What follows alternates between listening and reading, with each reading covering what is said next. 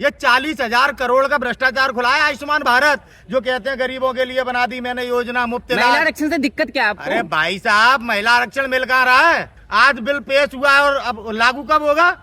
लागू कब होगा? क्या आपको दिखाई नहीं पड़ता? स्पष्टता से महिलाओं को बेवकूफ बनाने वाली बात है। स्मृति ईरानी ने कहा है ना कि धर्म देखकर महिला आरक्षण बिल नहीं पेश कर सकते। धर्माधिकारी थे भीष्म पितामह, द्रोणाचार्य, सूर्यपुत्र कर्ण और द्रौपदी को नंगा कर रहे थे। एक और धर्म के रक्षक थे कृष्ण, उन्होंने बचाया।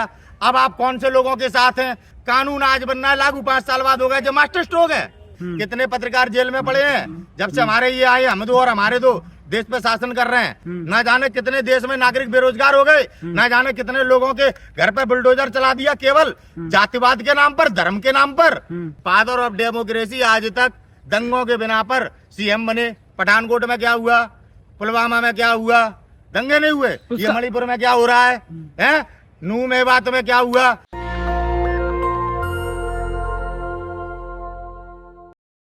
महिला आरक्षण बिल को लेकर आप क्या सोचते हैं? राहुल गांधी ने कहा है कि इसमें ओबीसी भी शामिल होना चाहिए।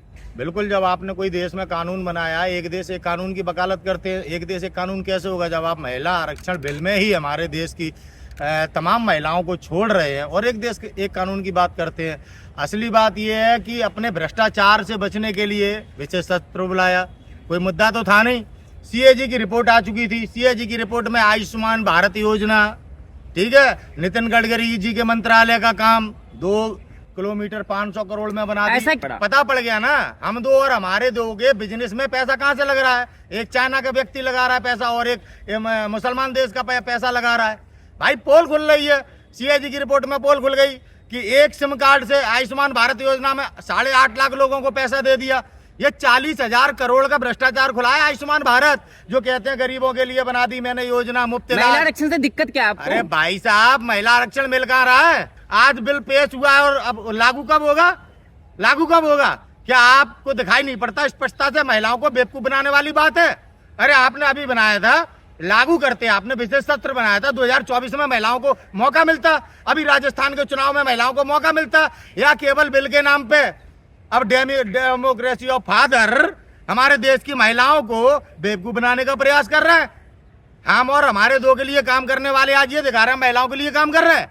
बेवकूफ बना रहे हैं क्या आप? आपने बिल बनाया, आज लागू होगा 29 में, ऐसी क्या जरूरत पड़ेगी विशेष सत्र बुलाने की? हर चीज में राजनीति।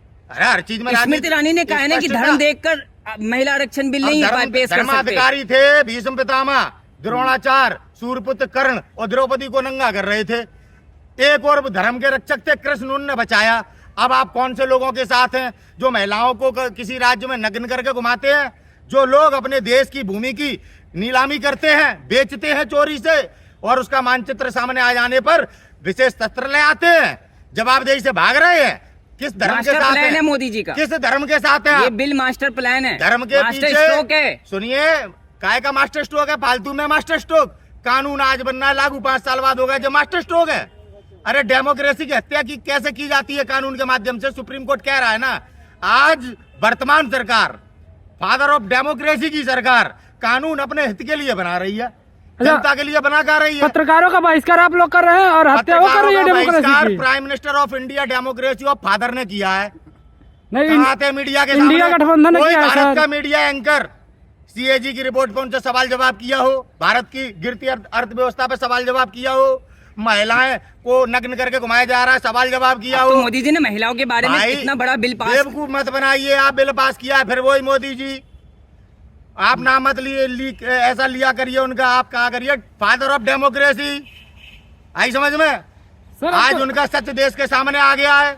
कौन से धर्म की बात कर रहे हो वो मैंने बताई दी कि आप कौन से धर्माधिकारी के सामने हो। धर्माधिकारी तो भीष्म पितामह भी थे। सर, मोदी जी के अच्छे काम नहीं देख पाते हैं आप लोग, बस उनकी बुराई करते हैं। भाई देश के लिए कोई अच्छा कानून ला रहे थे आप लोग, उसकी भलाई नहीं करते हैं। हमें पागल समझ रहे हो क्या जो हम किसी भी व्यक्ति की बुराई करने लगेंगे? अरे वोट लेते वक्त क्या कहा था? झूठा कौन है? Father of democracy. अपने वादे से कौन मुकरा? Father of democracy. आप मेरे पे आरोप लगा रहे हैं। उन्होंने कहा था ना 5 साल में आप कभी भी मुझसे हिसाब लेंगे, मैं 84 चौराहे पे आकर दूंगा। चौराहा भूल गए क्या? अच्छा, फादर ऑफ आप तब डेमोक्रेसी डेमोक्रेसी 15 की- लाख जुमला कह दिया फादर ऑफ डेमोक्रेसी ने। विशेष शस्त्र बुलाया, वो भी गैर संवैधानिक तरीके से ट्वीट करके।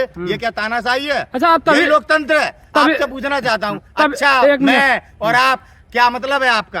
आप भी क्या मोदी जी के प्रचारक हैं? आप तभी से डेमोक्रेसी बोल रहे हैं, आपको लगता है भारत में डेमोक्रेसी नहीं है? आपको लगता है देश का सुप्रीम कोर्ट कह रहा है कि मीडिया सच को झूठ और झूठ को सच दिखा रहा है, डेमोक्रेसी बची है देश में? चार सुप्रीम कोर्ट के लॉयर प्रेस कॉन्फ्रेंस करके दिखाते हैं, जिसको मीडिया नहीं दिखाता हमारे देश को। वो बताते हैं कि आपका लोकतंत्र खतरे में है। आपको लगता है देश में फादर ऑफ डेमोक्रेसी है? आपको लगता है प्रसून वाजपेयी जैसे एंकर, आपको लगता है रवीश कुमार जैसे हमारे देश के वे पत्रकार जिन पर मूवियां बन रही हैं? आप लोगों ने आज तक जिक्र किया कि रवीश कुमार की मूवी देखने चाहिए, और आप गदर 2 का प्रमोशन संसद में करते हैं। यही है फादर ऑफ डेमोक्रेसी। कितने पत्रकार जेल में पड़े हैं जब से हमारे ये आए, हम दो और हमारे दो देश पे शासन कर रहे हैं। मैं पूछना चाहता हूँ आपसे, आप लोग आखिर क्या चाहते हैं? आप किसे महान बनाना चाहते हैं? जिसके आने के बाद न जाने कितने पत्रकारों के जॉब चले गए, न जाने कितने देश में नागरिक बेरोजगार हो गए, न जाने कितने लोगों के घर पे बुलडोजर चला दिया केवल जातिवाद के नाम पर, धर्म के नाम पर। यही लोग धर्म के रक्षक हैं। 238 किलो सोना चोरी होने पे कौन बोला? फादर ऑफ डेमोक्रेसी बोला, जो आज धर्म के पीछे छुपकर अपने भ्रष्टाचार से बचना चाहता है। राजीव गांधी जी पे आलोचना करते हैं आप, गांधी जी की आलोचना करते हैं आप देश के हर उस नेता की आलोचना करते हैं जिसका योगदान 70 साल में भारत को यहाँ तक लाने में हुआ। आपने 70 साल में जो भारत ने कमाया था सब लूट लिया, असली सब देशभक्त आपने वो लोग अपने हम दो और हमारे दो को दे दिया। आज भी जब उनके शेयर मार्केट में गिरावट हुई अच्छा, तो आपने सवाल लीजिए। सवाल सत्यपाल जब मलिक शेयर ने जो मार्केट में बात गिरावट कही हुई तो बैंक ऑफ बड़ौदा दुनिया उनको कर्जा नहीं दे रही, बैंक ऑफ बड़ौदा कर्जा देती है, वो भी मजदूरों का पैसा, पीएफ का पैसा अच्छा, उनको सवाल उद्योग लीजिए में ना। लगाया जाता है। राम बोलिए मंदिर सवाल। पर बम से उड़ाने की धमकी देने वाला शख्स जो है वो हिंदू निकला और उन्हें यूपी पुलिस ने गिरफ्तार कर लिया है। लोग सवाल उठा रहे हैं कि सत्यपाल मलिक का जो बयान है उसे जोड़कर देख रहे हैं, और जिस शख्स ने धमकी दी थी यूपी पुलिस को, वो शख्स मूवी देखकर इस चीज को धमकी दिया था। अभी वो गिरफ्तार हो गया। 2024 में चुनाव नजदीक है। मूवी का नाम लेके अब आप बचाने का प्रयास कर रहे हैं। पत्रकार हो या भाजपा के प्रवक्ता हो, फादर ऑफ डेमोक्रेसी आज तक दंगों के बिना पर सीएम बने। जब एक्सीडेंटल सीएम थे गुजरात के तो गोधरा कांड हुआ तब सीएम बने। ठीक है, इनके रहते हुए आप कहते हो देश में दंगे नहीं हुए, झूठ फैलाते हो। पठानकोट में क्या हुआ, पुलवामा में क्या हुआ, दंगे नहीं हुए। ये मणिपुर में क्या हो रहा है? नू मेवात में क्या हुआ? तो यूपी पुलिस के काम को तारीफ करेंगे ना। यूपी पुलिस ने पकड़ लिया, वक्त रहते पहले पकड़ लिया। पत्रकारों के पेट में दर्द होने लगता है। अच्छा सर, सवाल- तुम्हारे पेट में चूहे उलने लगते हैं। यूपी पुलिस ने खुलासा अब किया है धर्म कि के वो बीच में- शख्स जो है वो हिंदू है जिसने धमकी दी थी। भाई फिर हिंदू मुसलमान अपराधी, कभी मुसलमान पे अत्याचार करते हो तो उसमें मुस्लिम कह देते हो, फिर मुस्लिमों का बाइकआउट करो देश में। आप पत्रकार बड़े धूमधाम से चलाते हो। आज अब हिंदू के नाम पे राजनीति कर रहे हो। कब तक भाई हम हिंदू और मुसलमानों के नाम पे राजनीति करके अपना ये चैनल चलाएगा? कब देश को सत्य दिखाओगे तुम लोग? सुप्रीम कोर्ट आलोचना सही कर रहा है ना, मानते हो या नहीं मानते आप जो लोग? हकीकत है वो तो बताना पड़ेगा ना क्या सर। हकीकत बता रहे हैं आप? हाँ। आप हकीकत बताइए ना। चंदन गुप्ता की मौत कैसे हुई? तो मोदी तिरंगा सरकार ने भी यात्रा तो में- सुप्रीम कोर्ट में ये कहा है हल्फनामा दायर करके कि जो मेन स्ट्रीम मीडिया वो खबर सही चला रही है। सही चला रही है। सीएजी की रिपोर्ट के बारे में कौन सा मेन स्ट्रीम मीडिया में हमारे देश को बता रहा है कि भारत सरकार का घोटाला निकला? कौन सा मामले? 80 दिन बाद आप हमारे मणिपुर की पर चर्चा होती है। मोदी जी सीमा पाकिस्तानी दिखा मोदी रहे जी थे। ने कहा है कि हाँ, सुनो, मोदी आंदोलन जी- जीवी गिन गिन कर मोदी गाली जी गाली सदैव देते हैं। झूठ बोलते हैं और आप गाली देते हैं किसानों को मोदी जी को। आतंकवादी खालिस्तानी कहते हैं, नौजवानों को टुकड़े टुकड़े गैंग कहते हैं। आई समझ में? ये तो नरेंद्र मोदी जी की भाषा शैली है। आप पर्सनल सोनिया खुन्नस गांधी क्यों जी को निकाल रहे कांग्रेस हैं? की विधवा कहते हैं। आप बेटी पर्सनल बचाओ खुन्नस बेटी क्यों पढ़ाओ निकाल रहे महिला हैं? के मोदी जी सम्मान देश के पर बात मजबूत करने वाले प्रधानमंत्री हैं। धर्म के पीछे क्यों छुपना पड़ रहा है भाई? आप लोग ऐसी बातें कर धर्म रहे के हैं। अच्छा, आप बताओ मोदी जी धर्म से के दिक्कत पीछे क्यों क्या है? छुपना पड़ रहा है? 9 साल की पूर्ण बहुमत की सबसे मजबूत सरकार चलाने वाला डेमोक्रेसी ऑफ फादर आज धर्म के पीछे छुपना पड़ रहा है। बोला हैं? धर्म- और धर्म के नाम पर देश के नागरिकों को बेवकूफ बनाना चाहते हो। धर्म और अधर्म का युद्ध हुआ था महाभारत। आप चाहते नहीं थे कि फिर राम मंदिर बता रहा बने। हूँ। आई समझ में? साधु का भेष धारण करके सीता माता का अगवा हुआ था, रामायण में साफ दिखाया है। आप आज साधु के भेष में जो रावण सवाल है कीजिए। उन्हें पहचान लो, बेटियों का बलात्कार करके भाग गए। आप लोग नहीं और चाहते हैं कि राम मंदिर बने? देश बसाया कैलासा नाम से। आप मोदी की नीति की विरोध करते करते मोदी का ही मोदी- विरोध करने लग गए। फादर ऑफ डेमोक्रेसी अधर्मी नहीं है, धर्मी है। वो तो मोदी मंदिर- एक धर्म का काम। 238 किलो सोने पे फादर ऑफ डेमोक्रेसी का कोई ट्वीट, कोई बयान। चलो धर्म की बात कर लो आप। सब मंदिर बना रहे हैं। नरेंद्र गिरी को न्याय मिला। अरे गंगा किनारे एक संत भूख हड़ताल करके भूख से मर गया गंगा सफाई को लेकर। एक भी डेमोक्रेसी ऑफ फादर या स्मृति रानी या आदित्यनाथ योगी कोई गए बनारस में उस संत के पास, घाट पे मर गया, घाट पे मर गया, कोई संत आवाज उठाता है? सर आप सुनते नहीं है, बनारस में सफाई कर्मियों का पैर धोते हुए आपको नहीं दिखता है। अभी बोल रहे थे आपके कि हमने 4400 डीएमसी में परमानेंट कर दिए हैं, समझे? वो बेचारे आंदोलन पे बैठे हैं, जाके देखो विश्वविद्यालय पे। इतना तो झूठ गृह मंत्री संसद में बोलते हैं। 450 अभी देखो वहाँ बैठे हैं। यही दिल्ली का मामला, डीएमसी के जो काम करने वाले कर्मचारी हैं, समझे? और टीवी पे क्या बोल रहे हैं आप लोग, क्या दिखा रहे हो कि 4,400 परमानेंट कर दिए हैं। ऐसे आप जनता की आवाज दबाते, उन्हें क्यों नहीं दिखाते भाई जो आज झूठ बता रहे हैं? राहुल गांधी जी ने एक बूढ़ी माँ की मदद कर दी, उसके विषय में बड़ा संसद में बोल रहे थे कि राहुल गांधी जी ने दोबारा देखा नहीं। सच्चाई मालूम पड़ी, राहुल गांधी जी व्यापार नहीं करते मदद करके, कि हम फोटो सेशन नहीं करते, इवेंट नहीं बनाते। हमारे डेमोक्रेसी और फादर की तरह माँ के पैर छूने जाते हैं तो अभी इवेंट चलेगा साहब। सर कांग्रेस वाले लोगों को व्यापार से बड़ी दिक्कत है। कहाँ दिक्कत है कांग्रेस वाले लोगों? अभी आपने बोला कि व्यापार नहीं करते। 70 साल में यहाँ तक खड़ा कर दिया जो मोदी जी लूट रहे हैं, और आज आप लोगों की बचत खत्म कर चुके हैं, आप लोग भी सड़क पे आ चुके हैं, लेकिन अभी आपको मोदी जी दिखाई नहीं दे रहा। आप मोदी जी करके चाटू करते, जैसे वीरेंद्र सहवाग को मालूम पड़ा पूरा जीवन क्रिकेट को दे दिया, इंडिया के नाम से महान क्रिकेटर बना, बाद में मालूम पड़ा इंडिया तो गुलामी का प्रतीक था।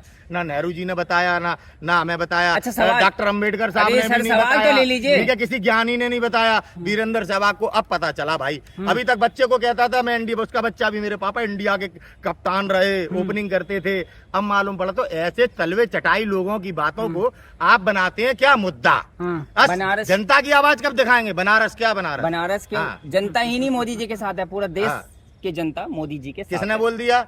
ये आंदोलनकारी रोज रोज बैठ रहे जो तो बेवकूफ है देश में बेटियां, वो आंदोलन जीवी है, वो आंदोलन जीवी, बस उनका काम है आंदोलन करना। Very good father of democracy के लड़कों, वेरी गुड। संदीप पात्रा सही कहता था, मोदी जी इस देश के बाप हैं। तुम लोग बाप मान चुके हो, तुम वो लोग हो।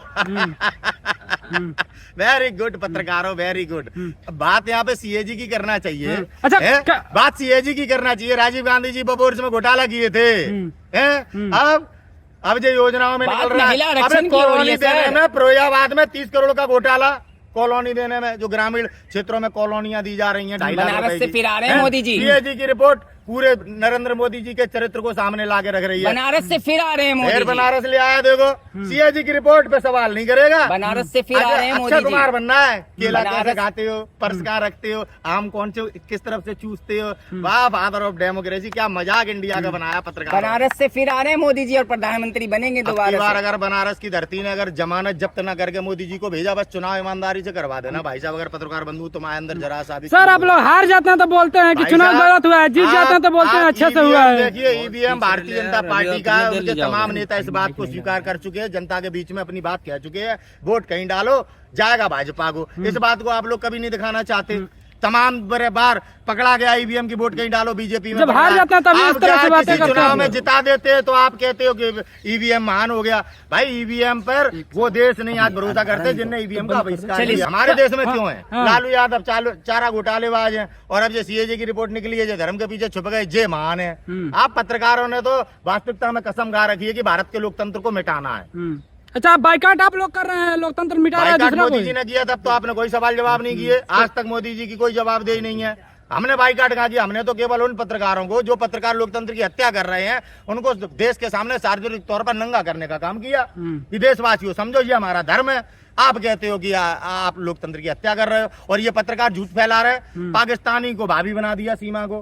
अभी कोई भैया आ जाते तो वो आतंकवादी हो जाते। राहुल गांधी कहते दाढ़ी बना लिया, सद्दाम हुसैन लग रहा है, और वो पाकिस्तानी तुम्हारी भाभी लगने लग गई। इतने तुम्हारे खून पानी हो गए हैं, कब तक ये तुम्हारे जैसे लोगों के कारण ये देश गुलाम बनता है? सुधर जाओ, अभी वक्त है, नहीं 2024 के बाद ये डंडा पकड़ के किसी से बैठ नहीं ले पाओगे। नेशनल दस्तक की आपसे गुजारिश है कि अगर इसको बचाना चाहते हैं तो नेशनल दस्तक को सब्सक्राइब करने के लिए रेड कलर के सब्सक्राइब बटन को दबाएं, फिर बेल आइकन की घंटी दबाएं। नेशनल दस्तक को बचाने के लिए बहुत जरूरी है कि हर खबर को शेयर करें, लाइक करें, कमेंट जरूर करें।